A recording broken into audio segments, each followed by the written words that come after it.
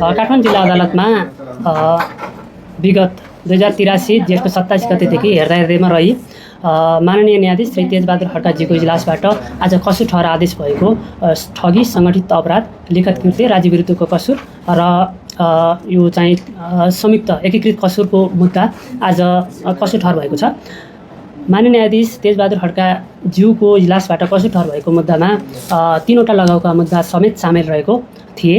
उक्त मुद्दाहरूमध्ये 080 सिवान 0637 गजेन्द्र बुढाथोकी समेतको जाहेरले वादी नेपाल सरकार र प्रतिवादी बेचन झा समेत भएको मुद्दा हो।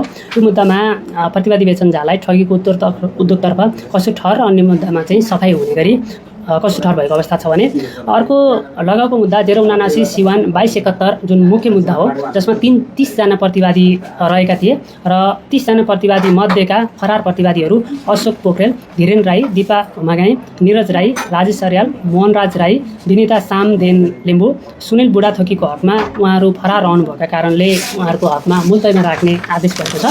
त्यस्तै गरी हाजिर भएका प्रतिवादीहरू 22 जना हाजिर हुनुहुन्थ्यो।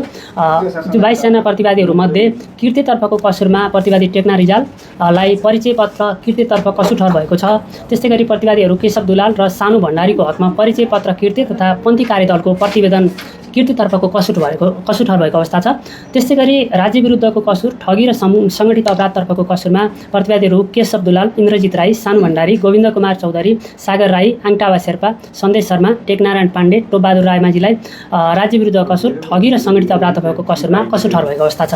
त्यस्तै गरी राज्य विरुद्धको कसुर ठगी र सङ्गठित अपराधतर्फको मतियारतर्फ पनि कसुर ठहर भएको अवस्था छ। मतियारतर्फको कसुर ठहर हुने प्रतिवादीहरूमा बालकृष्ण खाँड, टेक्ना रिजाल, नरेन्द्र केसी, शमशेर मिया, हरिभक्त महर्जन, निरञ्जन कुमार खरेललाई चाहिँ यो मतियारतर्फको कसुर ठहर भएको अवस्था छ।